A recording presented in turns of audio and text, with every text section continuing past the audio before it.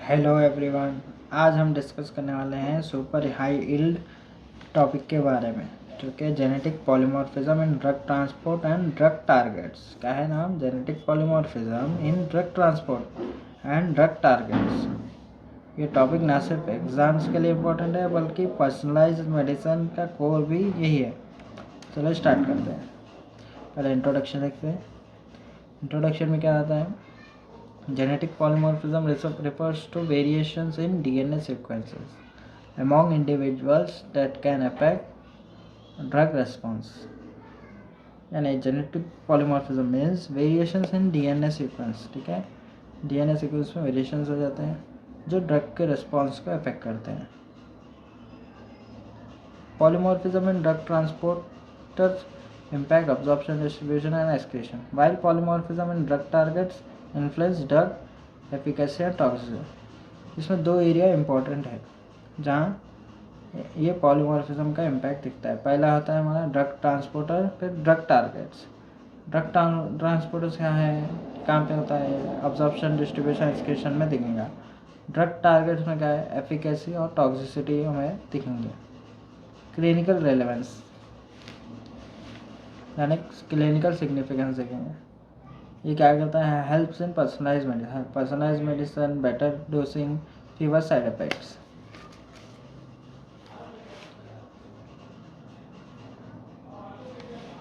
और देखेंगे genetic polymorphism in drug transporters. Drug transporters क्या करते हैं? ये बायोलॉजिकल मेम्ब्रेन्स के अक्रॉस ड्रग मूवमेंट को रेगुलेट करते हैं। लगा, ठीक है। ये टेबल समझेंगे अब हम।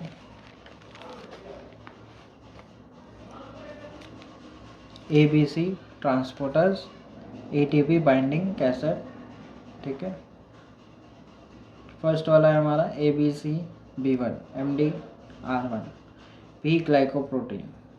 ये क्या करता है? Drug efflux, alters absorption, distribution. ठीक है, एग्जाम्पल इसका digoxin, tacrolimus, anti cancer drugs.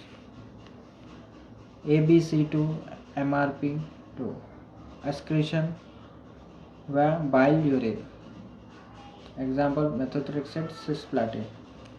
ABCG2 BCRP यानी ब्रेस्ट कैंसर रेसिस्टेंट प्रोटीन होता है। ये क्या करता है? Affects bioavailability, resistance. एग्जाम्पल इसका स्टैटिन्स, आयरोनिटिक, मिथोक्सांथोन। सेकेंड वाला है हमारा SLC यानी सोल्यूट कैरियर ट्रांसपोर्टर्स। जीन में आते हैं हमारे SLC22A1 OCT1 ट्रांसपोर्टर होता है। Affects hepatic Uptake and renal clearance, example metformin, morphine. Second वाला हमारा है SLC01B1 OATP1B1। ये क्या करता है? हेपेटिक अपटेक को वो कर देता है और इंक्रीज करता है टॉक्सिसिटी को। रिड्यूस हेपेटिक अपटेक और इंक्रीज क्या करता है? टॉक्सिसिटी को। Example statins. SLC22A2 ये क्या करता है? OCT2 alters renal excretion leading to drug accumulation. Renal excretion decrease हो जाएगा और एक्यूमुलेशन ऑफ ड्रग इंक्रीज हो जाएगा। ड्रग बहुत ज़्यादा रहेंगे हमारी बॉडी में। ठीक है, एग्जाम्पल इसका सिस्प्लाटिन, मेटफॉर्मिन। ये एरो का मतलब है कि ये यहाँ पे आपको याद करने में आसानी होगी। SLC22 है, A1 है ये, फिर यहाँ B1 है, तो B यहाँ फिर A2 है, तो A2 यहाँ आना था, B1 यहाँ आना था बोल के मैं वैसा लिखा।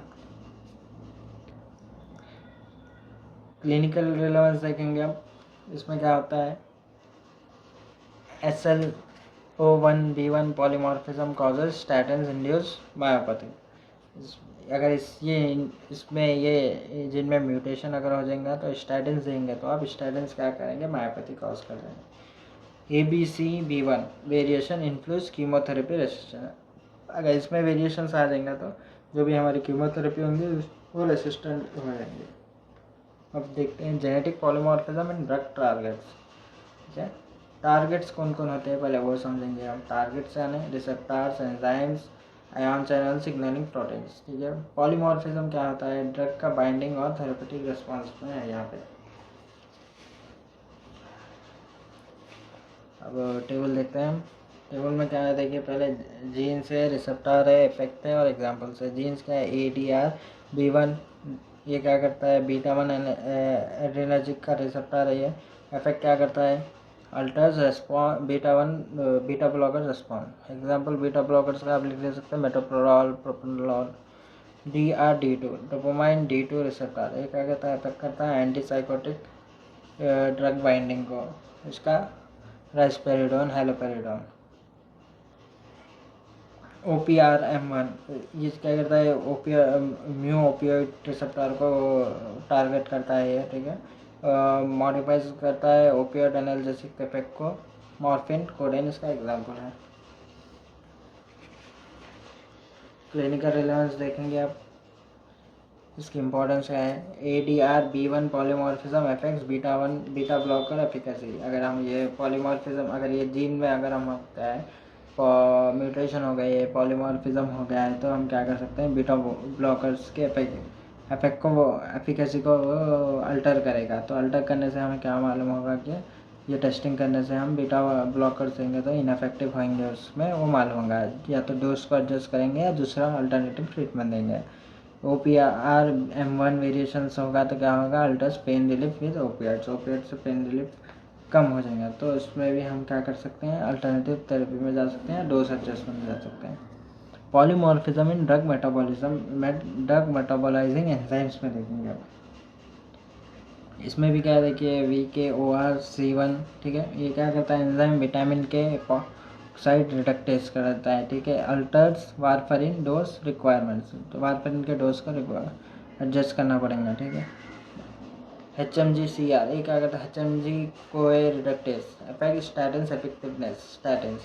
CYP2C9 cytochrome P450-2C9 altars metabolism of NSAIDs and anticoagulants. Example warfarin. अब क्या है? क्लिनिकल रेलेवेंस, अगर VKORC1 में म्यूटेशन हो जाएंगी तो इंक्रीज हो जाएंगी ब्लीडिंग ड्यू टू वारफरिन। अगर इसमें क्या बोलते हैं, म्यूटेशन हो जाएंगी तो वारफरिन जब ड्रग देंगे तो उससे क्या हो जाएगा? ब्लीडिंग इंक्रीज हो जाएंगी। तो हम क्या कर सकते हैं? वारफरिन का डोज कम कर सकते हैं या वारफरिन को अवॉइड कर सकते हैं। CYP2C9 पॉलीमॉर्फिज्म अगर हो जाएगा यानी जेनेटिक वेरिएशन हो जाएगा तो इफेक्ट क्या करता है? NSAIDs का मेटाबॉलिज्म हमें अफेक्ट करता है। ठीक है, एग्जाम्पल टॉक्सिसिटी हो जाएंगी इसमें। क्लिनिकल एप्लीकेशन देखते हैं इसमें।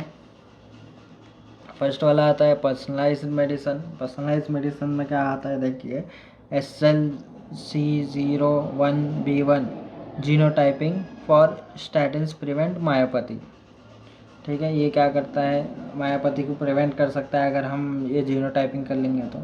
VKORC1 टेस्टिंग क्या कर सकता है? एक्यूरेट वारफरिन डोज को हम डोसिंग को अचीव कर सकते हैं, कितना डोज जाना चाहिए क्या है। रिड्यूस ड्रग टॉक्सिसिटी, अगर ABCB1 हम जीनोटाइपिंग कर लेंगे तो कीमोथेरेपी से जो होता है रेजिस्टेंस वो हम प्रिवेंट कर सकते हैं। CYP2C9 में क्या कर सकते हैं? इससे प्रिवेंट कर सकते हैं NSAIDs गैस्ट्रिक साइड इफ़ेक्ट्स। ठीक है, गैस्ट्रिक साइड इफ़ेक्ट्स जो भी होते हैं NSAIDs से, वो भी हम इसको हम टेस्टिंग कर उसको अवॉइड कर सकते हैं या रिड्यूस कर सकते हैं। ऑप्टिमाइजिंग ड्रग एफिकेसी, इसमें क्या कर सकते हैं? DRD2 की टेस्टिंग करेंगे तो हम क्या होगा? एंश्योर राइट एंटीसाइकोटिक ड्रग, जो भी राइट एंटीसाइकोटिक ड्रग होंगी वो दे सकते हैं। ADR-B1 स्क्रीनिंग करेंगे, क्या होगा? Improve beta blocker outcome in hypertension. तो अब आप लोग समझ गए होंगे कि DNA का एक छोटा सा ट्विस्ट और ड्रग का पूरा इफेक्ट चेंज हो जाएगा। DNA में अगर थोड़ा भी चेंज होएगा तो ड्रग का पूरा इफेक्ट चेंज हो जाएगा। Genetic testing is the future, smart prescribing, smart healing. अगर वीडियो हेल्पफुल लगे तो लाइक शेयर करो और कमेंट करो, सब्सक्राइब करो चैनल को। मिलते हैं फिर अगले वीडियो में। तब तक के लिए बाय।